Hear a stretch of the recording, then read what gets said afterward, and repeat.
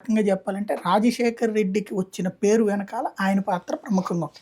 హ్మ్. అంతకుముందు రాజశేఖర్ రెడ్డి మీద ఉన్నటువంటి ముద్ర, పత్రికల ద్వారా క్రియేట్ అయిన ముద్రని చెరపడంలో పత్రికలతో మేనేజ్ చేసింది ఆయనే. హ్మ్. అన్ని పత్రికలు కి ఏదేది అవసరమో ఏమేంటో సెట్ చేసి హ్మ్. ఓ రకంగా ఒక బాధ్యతాయుతమైన పాత్ర పోషించాడు ఆయన. హ్మ్. నెగిటివ్ కవరేజ్ని తగ్గించేశాడు ఆయన. హ్మ్. హ్మ్. అదే సందర్భంలో రెండో పక్కన పార్టీ పరంగా సామాన్య నాయకుడు, సామాన్య కార్యకర్తలకు కూడా రాజశేఖర్ రెడ్డి అంటే కేవీపీ ఫోన్ చేశారంటే రాజశేఖర్ రెడ్డి ఫోన్ చేసినట్టే. హ్మ్. ఈయన అన్ని రాత్రి పగలు పనిచేసేవాడు కేవీపీ గారు. హ్మ్.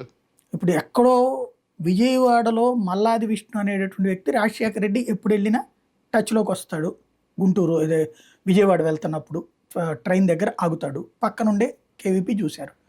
ఓకే, మనం అధికారంలోకి వచ్చాం. అక్కడ కార్పొరేటర్గా ఓడిపోయి ఉన్నాడు అప్పటికి హ్మ్. మల్లాది విష్ణు. హ్మ్. 4th ప్లేస్ ఏమి వచ్చింది అప్పుడు కార్పొరేటర్గా. హ్మ్. బీసెంట్ రోడ్లో పోటీ చేసిన టైంలో కోరాడు విజయ్ కుమార్ సిపిఎం గెలిచింది అనమాట. హ్మ్. హ్మ్. ఆ టైంలో అట్లాంటి వ్యక్తి ఏకంగా ఉడా చైర్మన్ అయ్యాడు. హ్మ్. అలాగే జోగి రమేష్ ఓ పంచాయతీ స్థాయి నాయకుడి కిందన, లేకపోతే ఒక మైలవరం ఆస్థానానికి సంబంధించి, అప్పుడు మైలవరం అని కూడా అనడానికి లేదు, హ్మ్. ఇబ్రహీంపట్నం, కొండపల్లి, ఫెర్రి ఆ కాన్సెప్ట్. అట్లాంటి మనిషి ఎప్పుడు మనల్ని నమ్ముకుని ఉన్నాడు. ఏకంగా ఎమ్మెల్యే సీట్ పెడన. హ్మ్. నేను ప్రత్యక్షంగా చూసింది వీళ్ళిద్దరిని. హ్మ్. హ్మ్.